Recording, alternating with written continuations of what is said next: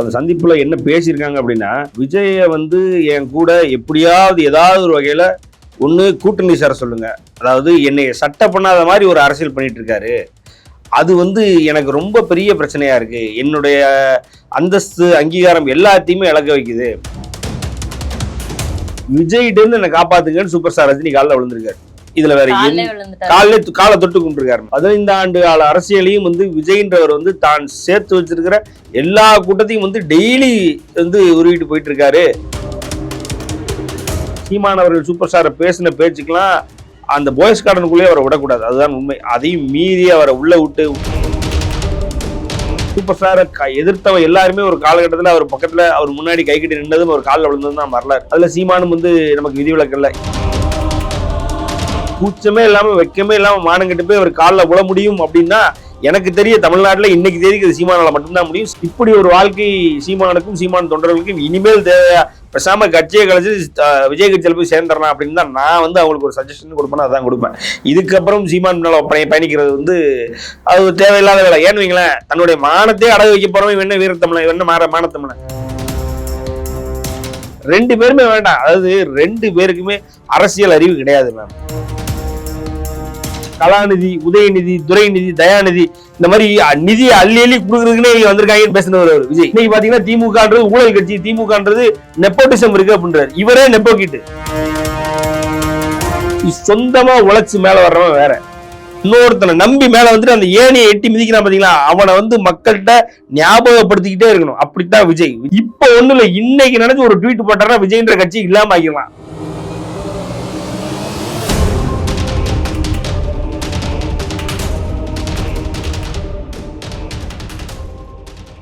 You Tamil நேயர்களுக்கு வணக்கம்.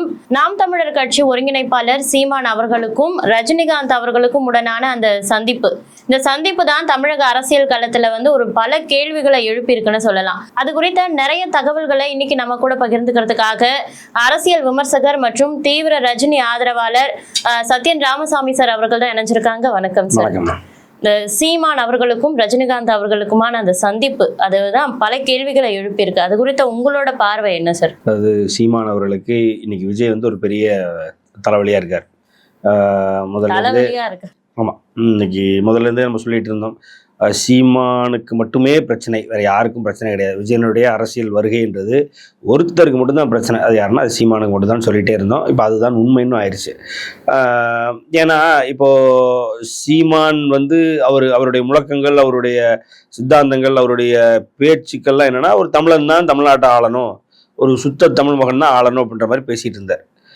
அப்போ அதுதான் சீமானோட கிரைட்டீரியாகும் பொழுது அந்த கிரைட்டீரியாவுக்கு அந்த கிரைட்டீரியா ஃபில் பண்றதுக்கு இன்னும் அதை விடவும் இன்னும் ஒரு சில என்ன சொல்றது பவரோட தொண்டர்களுடைய படையோட வந்திருக்காரு விஜய்.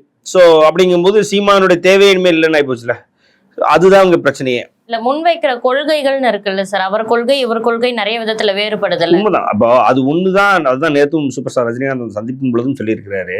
ஸோ அந்த சந்திப்புல என்ன பேசியிருக்காங்க அப்படின்னா, விஜய வந்து என் கூட எப்படியாவது ஏதாவது ஒரு வகையில ஒண்ணு கூட்டணி சேர சொல்லுங்க. அதாவது என்னை சட்ட பண்ணாத மாதிரி ஒரு அரசியல் பண்ணிட்டு இருக்காரு. அது வந்து எனக்கு ரொம்ப பெரிய பிரச்சனையா இருக்கு. என்னுடைய அந்தஸ்து, அங்கீகாரம் எல்லாத்தையுமே இழக்க வைக்குது.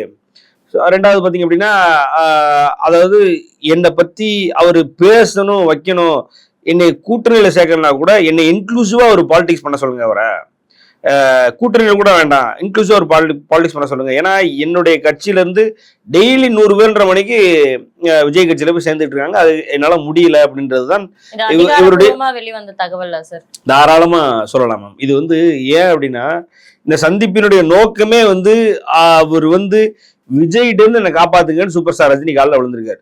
இதுல வேற காலை தொட்டு கும்பிட்டுருக்காரு. பார்த்தவங்க என்கிட்ட சொன்னாங்க. சரிங்களா? ஏன்னா நம்ம அது பாய்ஸ் கார்டனே தான் வாழ்க்கைன்னு இருக்கிறோம் நம்ம. ஸோ அதுல எவ்வளவு தூரம் நம்மளால நெருங்க முடியுமோ அவ்வளவு தூரம் நெருங்க முடியும். ஸோ நெருங்கி நம்ம கேட்கும் பொழுது, விசாரிக்கும் பொழுது நமக்கு வந்த தகவலின்படி அங்க வந்து விஜயினுடைய அரசியல், தன்னுடைய அரசியலுக்கு 15 ஆண்டு கால அரசியலுக்கு நெருக்கி 15 வருஷம் 2025 வந்தா, மே மாசம் வந்தா 15 ஆண்டு கால அரசியலையும் வந்து விஜய்ன்றவர் வந்து தான் சேர்த்து வச்சிருக்கிற எல்லா கூட்டத்தையும் வந்து டெய்லி வந்து உருவிட்டு போயிட்டு இருக்காரு. ரெண்டாவது என்னுடைய கொள்கைகள் கோட்பாடுகள் எல்லாமே கிட்டத்தட்ட அவரும் அவருடைய கொள்கைகளும் கோட்பாடுகளும் சொல்ல ஆரம்பிச்சிட்டாரு. ஏன்னா மேடையில சொன்னதுல பாதிக்கு பாதி திமுக குள்ளதும் பாதிக்கு பாதி சீமான் அவர்கள் குள்ளதும் தான். அதை சொல்ல ஆரம்பிச்சிட்டாரு. அப்படிங்கும் பொழுது சூப்பர் ஸ்டார் ரஜினிகாந்த் என்ன சொல்றாருன்னா, அதாவது இன்னைக்கு வந்திருக்காரு விஜய், இன்னைக்கு வந்தவர் உங்களுடைய கட்சியவே கலைச்சு உங்களை ஒண்ணுமில்லாம ஆக்கிடுவார், உங்களுடைய இத்தனை ஆண்டு கால உழைப்பையும் சிதைச்சிருவாருன்னு நீங்க நினைக்க வேண்டாம், அந்த பயம் உங்களுக்கு வேண்டாம் அப்படின்னு சொல்லி ஆசுவாசப்படுத்திருக்காரு. சோ அதுதான் சூப்பர் ஸ்டார். ஏன்னா சீமான் அவர்கள் சூப்பர் ஸ்டாரை பேசின பேச்சுக்கெல்லாம் அந்த பாய்ஸ் கார்டனுக்குள்ளேயே அவரை விடக்கூடாது, அதுதான் உண்மை. அதையும் மீறி அவரை உள்ள விட்டு உள்ள வச்சு பாக்குறதெல்லாம் சூப்பர் ஸ்டார் எவ்வளவு நல்ல மனிதர்னு காட்டுது. இன்னொன்னு பாத்தீங்கன்னா சூப்பர் ஸ்டாரை எதிர்த்தவன் எல்லாருமே ஒரு காலகட்டத்தில் அவர் பக்கத்துல அவர் முன்னாடி கை கட்டி நின்றதும் ஒரு காலில் விழுந்ததும் தான் வரலாறு. அதுல சீமானும் நமக்கு விதிவிலக்கு இல்லை. இன்னும் எவனும் எதிர்த்துட்டு இருக்கான்னா அவனும் காலில் விழுவான். ஸோ அவருடைய அமைப்பு அப்படி, சூப்பர் ஸ்டாருடைய அமைப்பு அப்படி, கடவுள் அவருக்கு அப்படியான ஒரு அமைப்பு கொடுத்துருக்காருன்னு வைங்களேன். அப்போ அதுல சீமானும் வந்துட்டாரு. ஸோ சீமான் காலில் விழுவாருன்னு எதிர்பார்க்கவே இல்லை மேம். அதுதான் எனக்கே ஒரு பெரிய ட்விஸ்ட். ஏன்னா ஒரு இடத்துல சொல்லுவாரு, சுடுகாட்டுல கூட தான் வெற்றிடம் இருக்கு, அங்க போய் படுத்துக்கோ அப்படிம்பாரு. ஸோ அப்படியான ஒரு ஒரு மனிதரை வசைப்பாட்டிட்டு அதுக்கப்புறமும் கூச்சமே இல்லாம வெக்கமே இல்லாம மானங்கிட்டு போய் அவர் காலில் விழ முடியும் அப்படின்னா எனக்கு தெரிய தமிழ்நாட்டுல இன்னைக்கு தேதிக்கு அது சீமானால மட்டும்தான் முடியும், சீமானுடைய தொண்டர்களால் மட்டும்தான் முடியும். இது அவங்க தொண்டர்கள் பார்த்தீங்கன்னா ஏன் போய் சந்திச்ச, அவன் தான் ஒரு மராட்டியனாச்ச, நீ எப்படி போய் சந்திக்கலாம் அப்படின்னு சீமானோட கேள்வி கேட்பாங்கன்ற அளவுக்கு நான் யோசிச்சு வச்சேன். ஆனா அவங்க என்ன பண்றாங்க அப்படின்னா, கழுகினுடைய ஆதரவு பெற்ற புலி அப்படின்னு போஸ்டர் போடுறானுங்க, ரஜினியுடைய ஆதரவு பெற்ற சீமான் அப்படின்னு போஸ்டர் வெளியிடுறானுங்க.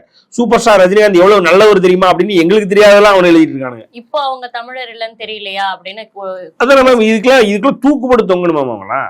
அதாவது அவங்க பேசின பேச்சுக்கு சூப்பர் ஸ்டாருடைய குடும்பம், சூப்பர் ஸ்டாருடைய வாழ்க்கை, அதாவது தனிப்பட்ட வாழ்க்கை, அவருடைய அரசியல் வாழ்க்கை, அவருடைய பிறப்பு, இது எல்லாத்தையும் அவனுக்கு எவ்வளவு கொச்சையா வசப்பட முடியுமோ அவ்வளவு வசப்படானுங்க. இன்னைக்கு பாத்தீங்கன்னா வெக்கங்கிட்டு போய் காலில் விழுந்திருக்கானுங்க. அதெல்லாம் நினைக்கும் பொழுதே இப்படி ஒரு வாழ்க்கை சீமானுக்கும் சீமான் தொண்டர்களுக்கும் இனிமேல் தேவையா, பேசாம கட்சியை கழிச்சு விஜய் கட்சியில் போய் சேர்ந்துடலாம் அப்படின்னு தான் நான் அவங்களுக்கு ஒரு சஜஷன் கொடுப்பேன், அதான் கொடுப்பேன். இதுக்கப்புறம் சீமான் பயணிக்கிறது அது தேவையில்லாத வேலை. ஏன்னு வைங்களேன், தன்னுடைய மானத்தையே அடகு வைக்க போறவன் என்ன வீரத்தமிழன், என்ன மானத்தமிழன். பொதுவாக சீமானை ரஜினி ரசிகரும் சரி, ரஜினியுடைய தீவிர ஆதரவாளர்களாக என்ன பண்றோம் சரி அப்படின்னா அவன் தான் கூப்பிடுவான். ஏன்னா அவருக்கு அதுவே அதிகம் நினைப்போம், அவன் இவன் கூப்பிடுறதே அதிகம் நினைப்போம் அப்படின்ற மாதிரி தான் சீமானை நாங்க பாத்துக்கிட்டு இருப்போம். இந்த மானக்கேடுக்கு அப்புறம் ஒரு அக்ரணைக்கும் சீமான் சமமாயிட்டாரு அப்படின்னு தான் பார்க்க வேண்டியதா இருக்கு. ஏன்னா ஒரு விஜய் வந்திருக்காரு ரைட்டா, தம்பி தம்பி தம்பி தம்பின்னு தொல்லை போட்டு வச்சிருந்தாரு மேடம். அவர்கிட்ட இவர் போய் சந்திக்கிறதும், ஈசிஆர்ல 2 பேர் வீடு இருக்கு இல்லையா, பக்கத்துல தான் இருக்கு, நைட்டு போய் அவர் வீட்டுல போய் சந்திக்கிறதும், அவர் இவர் வீட்டுக்கு சந்திக்கிறதும், இப்படிதான் உடன்பட்டு சந்திச்சாங்க. ஆமா, இப்படிதான் அவங்களுடைய அரசியல் உருவாச்சு. இப்படிதான் விஜயனுடைய அரசியல் உருவாகுது. உருவாகணும்னா விஜய் எப்பவுமே இப்படிதான் ஏத்தி விட்ட எண்ணெய் கீழே தள்ளி விட்டு போயிட்டே இருப்பாரு. அவங்க அப்பாவே இப்படிதான் கீழே போட்டு மிதிச்சிட்டாரு. சீமானு இப்போ உட்காந்து கதறிட்டு இருக்காங்க. இப்போ உட்காந்து சீமான் தொண்டர்கள்லாம் எங்க அண்ணன் இதை சொன்னாரு அதை சொன்னாரு இதெல்லாம் கேட்டுட்டு போய் மேடையில எங்களை போய் தப்பா பேசிட்டாருன்னு.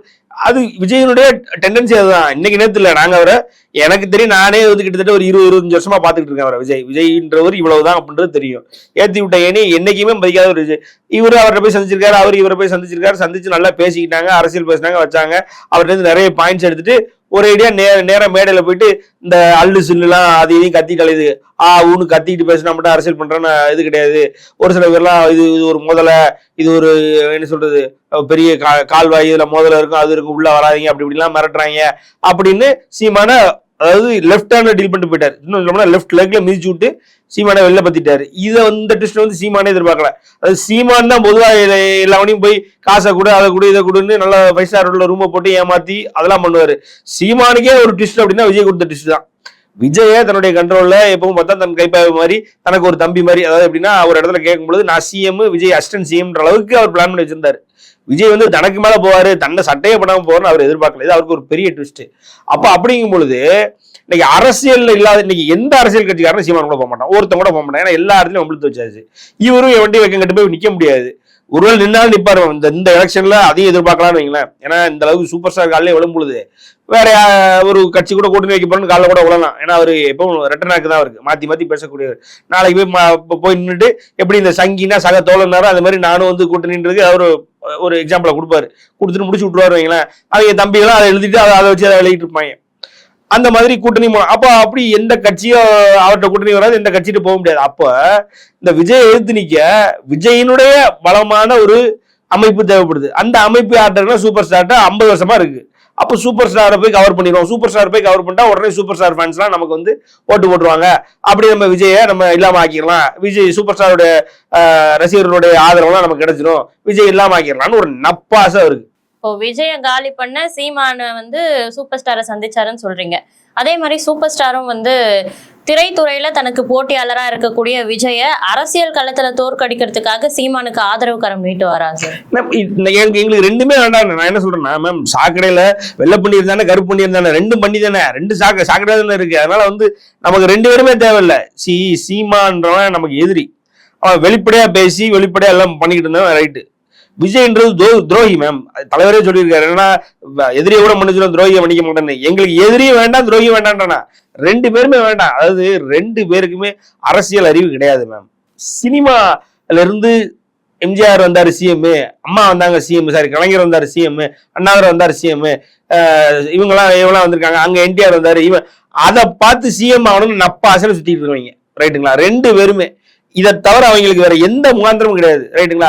அதுக்கு எதரா பிடிச்சிக்கலாம் அப்படின்னு தேடி அலைஞ்சிட்டு இருந்தாரு சீமான். அப்ப அவர் தந்தி டிவில கூப்பிட்டு அவருக்கு ஆங்கரிங் வேலை கொடுத்தாங்க. உங்களை மாதிரி அவரு ஒரு ஆங்கர் ஒரு காலத்துல.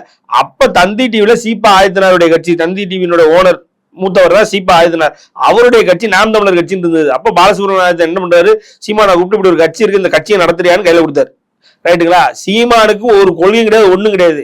அது நாம் தமிழர் கட்சின்றது ஏற்கனவே 1958 சீபா ஆதித்தனார் ஆரம்பிச்ச கட்சி, கொள்கை எல்லாமே அப்ப உள்ளது, ரைட்டுங்களா.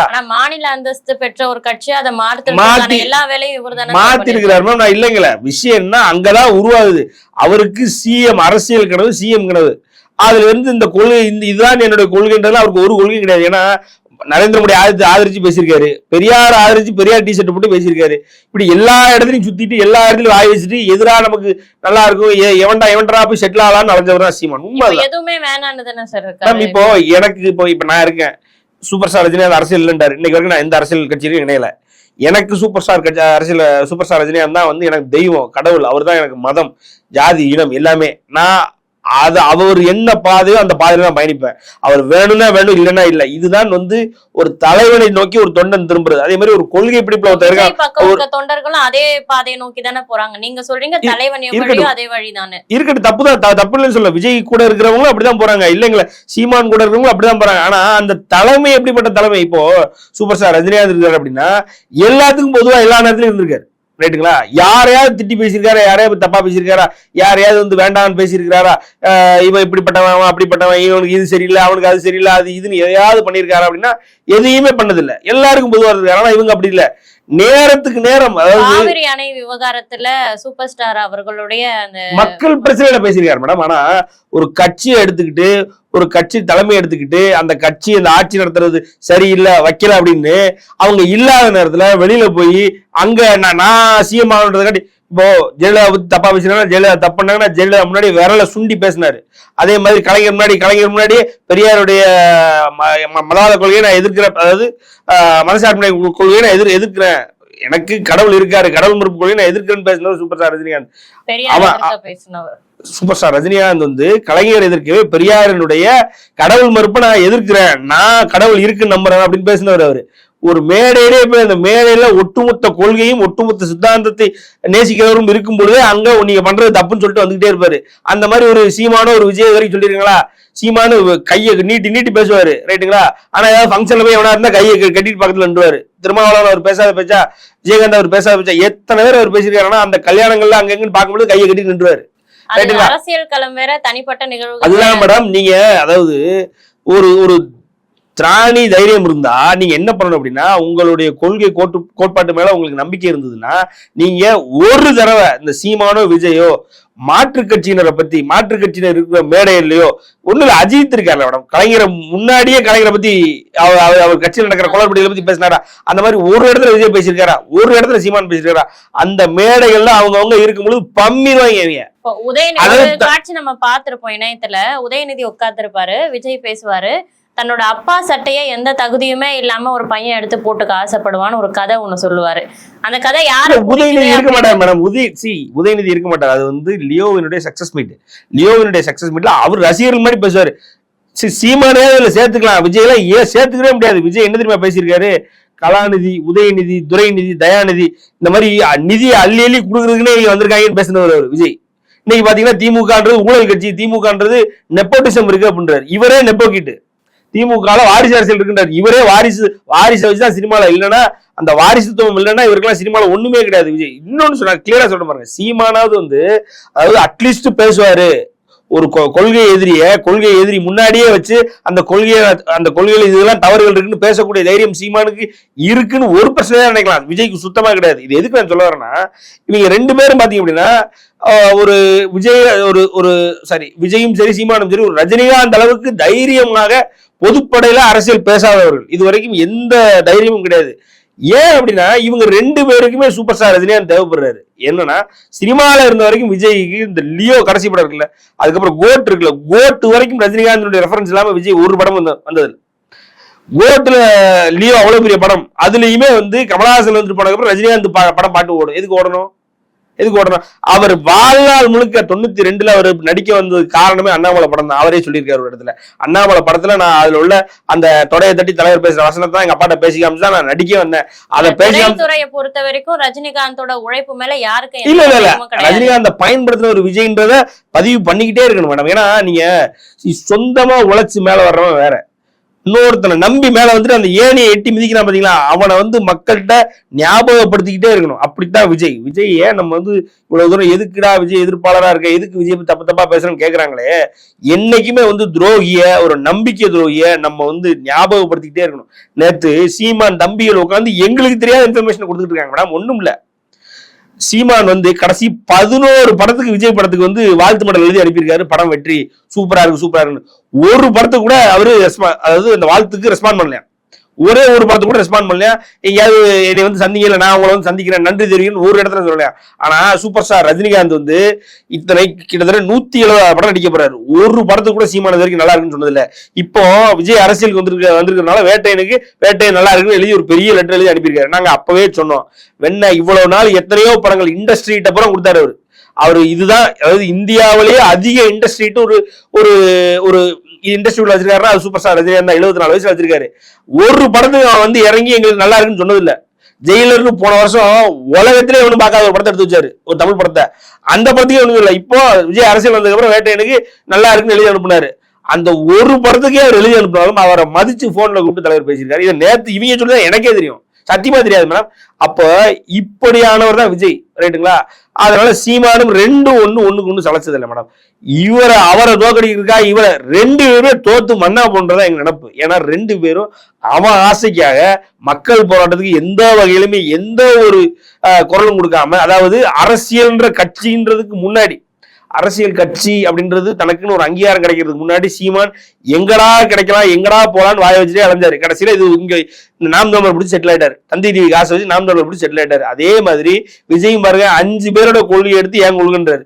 உன் கொள்கை என்ன அதை சொல்லு. 5 பேரோட கொள்கை, பெரியார் கொள்கை என்ன, இவர் கொள்கை என்ன, அவர் கொள்கை என்ன எங்களுக்கு தெரியும். காமராஜர் என்ன பண்ணாரு, இதெல்லாம் அந்த 5 பேர் என்ன பண்ணாங்க எங்களுக்கு தெரியும். தமிழகத்துல இருக்க பல கட்சிகளும் தனித்த கொள்கை எதுவுமே வச்சு ஏம பட்சத்துல இப்போ விடுதலை சிறுத்தைகள் எதுக்கு இருக்கு, SC/STக்காக இருக்கு. பாமக அண்ணல் அம்பேத்கருடைய கொள்கைகளை தானே முன்மொழிகிறாங்க. மேம் ரீசன் அந்த கட்சியினுடைய நோக்கம் என்ன? பாமக எதுக்கு இருக்கு, அடிச்சு சொல்லிடுவோம், டக்குனு வண்டியிருக்காக இருக்கு, முடிஞ்சது. அது ஒரு மதிமுக எதுக்கு இருக்கு, நாயுடு கட்சி. அதே நேரத்துல திமுக இருந்து பிரிஞ்சு வந்தது மறுமலர்ச்சி. திமுக சரி கிடையாது, திமுக இன்னும் மறுமலர்ச்சி பெற வேண்டும்னு அங்கிருந்து உடச்சு வெளில வந்தாரு. இப்ப திமுக அதே கூட்டணிக்குள்ளே இருக்காரு. அப்ப விஷயம் வந்து அவங்களுக்கு கூட்டணி அரசியல் வேற மேம், அதாவது வாக்கரசியல் வேற. விஷயம் என்னன்னா எதுக்காக அந்த கட்சி உருவாச்சு. திராவிட கட்சியில இருந்து திகால இருந்து இல்ல திராவிடர்களை இன்னும் முன்னேற்றணும், இது போதாது, இது ரொம்ப பின்தங்கிய கொள்கைகள் இருக்கு, இவர் ரொம்ப பின்தங்கிய கொள்கையா வச்சிருக்கிறாரு, பெரியார்ன்றது சரி கிடையாதுன்னு அண்ணா திமுக உடைச்சிட்டு வந்தாரு. அதுல இருந்து அண்ணா கூறிய திமுகவுடைய கருத்துக்கள் மட்டும் தான் எனக்கு வேணும், கலைஞர் வேண்டாம், இவர் வேண்டாம், அவர் வேண்டாம்னு அண்ணா திமுகன்னு பிரிச்சுட்டு போனாரு. அதுல இருந்து திமுக அழைக்க வந்தவர் திமுக மறுமலர்ச்சி பெற வேண்டும். மதிமுக கொள்கைகள் உருவாறதுக்கு அவங்களுக்கு இந்த கொள்கைகள் சரி கிடையாது, நாங்க இருந்த கட்சியில அதுல இந்த மாற்றங்களுக்கு தேவைன்னு எழுதி வச்சு கொள்கைகளோட வராங்க. நாம் தமிழர் எதுக்கு, அதுக்குன்னா தமிழர்களுக்காக நாம் மட்டும் தமிழர், நாம் நம்மை ஆள வேண்டும் அப்படின்னு ஒவ்வொரு கட்சிக்கும் ஒவ்வொரு ரீசன் இருக்கு. கொங்கு வேளாளருக்கு ஒரு ரீசன் இருக்கு, ரைட்டுங்களா? அதே மாதிரி இப்ப தேவமாருக்கு எத்தனையோ கட்சி இருக்கு, அந்தந்த கட்சியுடைய நோக்கம் இருக்கு. விஜய்க்கு என்ன நோக்கம் இருக்கு நீங்க சொல்லுங்க, என்ன நோக்கம் இருக்கு? 5 பேரோட கொள்கை ஏன் கொள்கைன்றாரு, அது அவங்க கொள்கை, ஓன் கொள்கைன்னு அதை சொல்லு. நீ எதுக்கு வந்திருக்க அதை சொல்லு. கொள்கை நல்லா இருந்தா பார்த்தாது சார், மத்தவங்களோட கொள்கையா இருந்தாலும் கொள்கை வந்து ஒரு நல்ல விஷயத்துக்காக பயன்படுது அப்படின்னும் போது அதை பயன்படுத்த அப்படி நிறைய பேர் இருக்காங்க மேடம். அப்படி எதுக்கு மேம் விஜய்கிட்ட ஒரிஜினாலிட்டி என்ன இருக்கு மேம்? அதை தான் சொல்றேன். சினிமால இருக்கிற வரைக்கும் அவங்களாம் நமக்கு முன்னோடி தானே, நல்லது செஞ்சாங்க, நாட்டுக்காக போராடின முன்னோடிகள் தானே. அவங்க கொள்கையை எடுக்கிறது எந்த தப்பும் இல்லைங்களா? தப்பு கிடையாது மேம். ஒரிஜினாலிட்டி என்ன இருக்கு உங்ககிட்ட, என்ன இருக்கு மேம்? நான் என்ன சொல்றேன்னா, இப்போ நீங்க ஆங்கரிங், உங்களை பார்த்து நான் ஆங்கரானா, உங்களை பார்த்து நான் ஆங்கரான, அவ்வளவுதான். என்கிட்ட என்ன ஒரிஜினாலிட்டி இருக்கு நீங்க பார்க்க வேண்டாமா? நான் எந்த வகையில தனித்துவம் பெற்றோம் நீங்க பார்க்க வேண்டாமா? என்கிட்ட ஒண்ணு கூட இருக்க வேண்டாமா? இவங்க இப்படி பண்றாங்க, நான் இதை வேற மாதிரி பண்றேன், இது இவன் தான்ப்பா, இது பண்றதுக்கு இவன் தான்ப்பா சரியான தனித்துவமே இல்ல. அங்க போய் என்ன சொல்றாரு, பாஜக எனக்கு எதிரி, திமுக எனக்கு. சீமான் என்ன சொல்லிட்டு இருந்தாரு, பாஜக எனக்கு கொள்கை எதிரின்றாரு, அரசியல் எதிரி திமுகன்றாரு. சீமான் என்ன சொல்லிட்டு இருக்காரு, இவர் என்ன சொல்லிட்டு இருக்காரு, பாமக அன்புமணி என்ன சொல்லிட்டு இருக்காரு, தனித்தேர்தல் செஞ்சார்ல, அவர் என்ன சொல்லிட்டு இருக்காரு. இதெல்லாம் எத்தனை வருஷமா, 15 வருஷமா சொல்லிட்டு இருக்காங்க எனக்கு தெரிஞ்சு. மோடி 2014 PM ஆனதுல இருந்து அப்பவே இருந்தே சொல்லிட்டு இருக்காங்கல்ல இதை. அதுக்கு முன்னாடி காங்கிரஸ் எடுத்து இதை தான் சொல்லிட்டு இருந்தாங்க. இதெல்லாம் வழக்கொழிஞ்சு போன கொள்கைகள், வழக்கொழிஞ்சு போன சித்தாந்தங்கள். இதை எடுத்துட்டு தான் விஜய் வந்திருக்கிறாரு. சோ 2 பேர்கிட்டயுமே வந்து ஒரு தெளிவு இல்லாம, சொந்த சுய புத்தி இல்லாம சுத்திக்கிட்டு இருக்காங்க. அதனால இவரை கூப்பிட்டு வச்சு பார்த்தது அவரை தோக்கடிக்கிறதுனா அப்படின்னு அவசியமே இல்லை எங்களுக்கு. அப்படிலாம் தோக்கடிச்சோம்னா எப்பவே 96லயே வந்து இப்பவும் ஒண்ணு இல்லை மேம். அப்ப உள்ள அன்னைக்கு உள்ள ஆளுங்க இன்னும் உயிரோட தான் இருக்காங்க. கூப்பிட்டு வச்சு கேட்டு பாருங்க. அன்னைக்கு தெரிஞ்ச அரசியல்வாதிகிட்ட, அன்னைக்கு உள்ள அரசியல் பேச தெரிஞ்சவங்க கூப்பிட்டு வச்சு கேட்டீங்கன்னா 96ல ரஜினிகாந்த் சுத்தி எவ்வளவு பெரிய ஒரு புயல் இருந்ததுன்னு நீங்க கேட்டு பாருங்க. அப்பவே அதெல்லாம் பண்ணியாச்சு மேடம். இப்ப ஒண்ணு இல்ல, இன்னைக்கு நினைச்சு ஒரு ட்வீட் போட்டாருன்னா விஜய்ன்ற கட்சி இல்லாம ஆகிடலாம். இன்னைக்கு நினைச்சு இதே நீங்க சொன்னீங்களா, நேற்று நீங்க கேக்குறீங்களா, நேற்று சீமானும் விஜயும் போய் சந்திச்சிருக்காங்க, சீமானும் ரஜினிகாந்தும் சந்திச்சிருக்காங்க அப்படின்னு சொல்லி நீங்க சொல்றீங்களா? 2 பேரும் ஆமாப்பா நான் சீமான தான் ஆதரிக்கிறேன்டா, முடிஞ்சு போச்சு மேம். Dance ஆடிடு ma'am. இவங்க ஏற்கனவே ஒண்ணும் இல்ல. அதாவது 2 படங்கள் பேக் டு பேக். லியோன்ற படம் அவ்வளவு செலவு பண்ணி அவ்வளவு எடுத்து வெறும் 19 கோடி தான் லாபம் அந்த படத்துக்கு. அதுவும் தமிழ்நாட்டுல மட்டுமே அதுக்கு அவ்வளவு லாபம். அதுவும் 90% ஷேர் வாங்கி. அதுக்கு காரணம், அந்த படத்தை டிசாஸ்டர் ஆக்குனது காரணம், முக்கியமான காரணம் சூப்பர் ஸ்டார் ரஜினிகாந்த் தான் அவங்களே எழுதிட்டு இருக்காங்க. அதே நேரத்தில் கோட்டையும் அப்படிதான் ஆக்கி விட்டோம். இப்படி நாங்க நினைச்சோம் அப்படின்னா நினைச்சது இவங்க அப்படிதான் ஜெயிலரை ஃபெயிலியர் ஆக்குனாங்க. என்ன ஆக்குனாங்க, என்ன பண்ண முடிஞ்சது? ஆனா லியோ என்ன ஆச்சு? லியோன்ற படம் எவ்வளவு ஒரு குப்பை படம். லோகேஷ் கனகராஜ் இவர் மெண்டல் அப்படின்னு சொல்லி போய் ஒருத்தன் கேஸ் கொடுக்குற அளவுக்கு ஆச்சா இல்லையா? அதெல்லாம் பண்ணவே இல்லை. அது மாதிரி நாளைக்கு அரசியலுக்கு நீங்க சொன்ன மாதிரி இந்த அரசியல் கணக்கை தான் ரஜினிகாந்த் போடுறாருன்றது வெளியில தப்பி தவறி தெரிஞ்சு முடிச்சிருவோம். விஜய்ன்ற கட்சியே இருக்காது, விஜய்ன்றவரே இருக்க மாட்டாரு. அந்த அளவுக்கு ஆயிப்போம். அரசியல் களம்ன்றது வேற. இவங்க என்ன பண்ணிட்டு இருக்காங்க, இந்த 4 டேக் போட்டுட்டு ஆன்லைன்ல இவங்க போட்டுட்டு அஜித்தை 4 திட்டிட்டா, சூர்யாவை 4 திட்டிட்டா இவனு தான் நம்பர் 1 நினைச்சிட்டு இருக்காங்க. இவனுக்கு அது வேலையா பாத்துக்கிட்டு இருக்காங்க. அவனுக்கு எல்லாம் வேலையை பார்த்துட்டு அதையும் ஒரு வேலையா பாக்குறாங்க. இவங்களுக்கு இதுதான் வேலையே. அதை பண்ணிட்டா நம்ம அரசியலும் பண்ணிலாம் நினைச்சிட்டு இருக்காங்க. அரசியல்ன்றது வேற. அங்க எவன் நீ யோசிங்களேன், இவ்வளவு பெருசா ஃபேன் பேஸ் இருக்கு, ஆச்சா புச்சா நான் தான் உச்சோன்னு அவரே கிளைம் பண்றாருல. ஒரு அரசியல் கட்சியில இருந்து இது வரைக்கும் அவரை என்னைக்காவது ஏதாவது ஒரு சின்ன திருமண விழாவுக்காவது கூப்பிட்டுருக்காங்களா பாத்திருக்கீங்களா? திருமண விழாவுக்கு கூப்பிட்டுருக்காங்களா பாத்திருக்கீங்களா? அதை விடுங்க. திருமண விழா அது வந்து சும்மா ஒரு ஊர்ல உள்ள எம்எல்ஏ கவுன்சிலர் கூப்பிடுவாங்க, அது கூப்பிட்டுருக்காங்க. அதை விடுங்க. ஏதாவது ஒரு அரசியல் மேடைகள்ல இவர் ஒரு பெரிய ஸ்டாரியா இவரை கூப்பிட்டு வச்சு ஏதாவது ஒண்ணு ஒரு சீஃப் கெஸ்ட் மாதிரி கூப்பிடுவோம், நடந்திருக்கா? ஆனா இதே சூப்பர் ஸ்டாரை மலேசியால இருந்து பிரதமர் வந்து பாத்துட்டு போறாரு, ஒரு சிலோன்ல இருந்து சிஎம் வந்து பாத்துட்டு போவாரு, சிங்கப்பூர்ல இருந்து சிஎம் வந்து பாத்துட்டு போவாரு, அங்க இருந்து ஆஸ்திரேலியால இருந்து அம்பாசிடர் வந்து பாத்துட்டு போவாரு, யூஎஸ் அம்பாசிடர் வந்து போயஸ்கார்ல வந்து பாத்துட்டு போவாங்க. அதே நேரத்தில் இவர் அங்கங்க போனாருன்னா அங்க போன பிஎம் பிரசிடென்ட் சிஎம் எல்லாரும் கூப்பிட்டு வைப்பான். இவர் படத்தை பார்த்துட்டு ரிவ்யூ சொல்றாங்க மேம். எங்கேயோ ஒரு இடத்துல இவருடைய ஜப்பான்லயோ ஏதோ ஒரு இடத்துல இவருடைய படத்தை பார்த்துட்டு யாருன்றீங்க, அங்க உள்ள ஹை கமிஷன், அதாவது அங்க உள்ள ஹை கமிஷனர் உள்ள சிட்டி கமிஷனர் ஒருத்த படத்தை பார்த்துட்டு ரிவ்யூ கொடுக்குறாரு மேம். நானும் அதான் பண்ணிட்டு இருக்கேன். எதுக்கு சொல்றேன்னா இந்த பவர்லாம் வந்து விஜய் கிடையவே கிடையாது. சோ சூப்பர் ஸ்டார் இதெல்லாம் கையில வச்சிருக்காரு. ஒரு கர்நாடகால சீஃப் கெஸ்டா கூப்பிடுவாங்க, கர்நாடகாவினுடைய சிஎம், கர்நாடகால ஒரு கல்வி அமைச்சர் சூப்பர் ஸ்டார் ரஜினிகாந்த் கொடை பிடிப்பாரு. மழை பெய்யுதுன்றதுனால கொடை பிடிச்சிட்டு போவார். சூப்பர் ஸ்டார் ரஜினிகாந்த் ஒண்ணும் கிடையாது, ஒரு நடிகர். ஆனா இவர் ஒரு கல்வி அமைச்சர், கொடை பிடிச்சிட்டு போவார். அதே மாதிரி ஆந்திரால என்டிஆர் ஆந்திரால 100 வருட பழமையான ஒரு ஆந்திராவின் அசைக்க முடியாத சக்தி. அந்த ஆந்திராவினுடைய என்டிஆருக்கு 100வது வருஷ விழாவுக்கு சூப்பர் ஸ்டாரா தலைமை இருக்கணும், அவர் தான் கூப்பிடுறாங்க. எது கூப்பிடுறாங்க? சோ அரசியல்ன்றது வேற, சினிமால ரைட். நீங்க 2 ஹேஷ்டாக போட்டு எங்களோட அதிக ஹேஷ்டாக் ஓட்டுறீங்களா ஓட்டுங்க, என்னோட அதிக லைக் ஓட்டுறீங்களா ஓட்டுங்க. ஆனா அரசியல் வந்து அது வேற. இன்னைக்கே நீங்க சொல்றது நடந்தது, சீமானுக்கு ஆதரவு தான் ரஜினி அப்படின்ற மாதிரி ஆச்சுன்னா விஜய்ன்றவர் அரசியல் களத்துல இருக்கிறது எவனுக்கு தெரியாம பண்ணிடலாம்.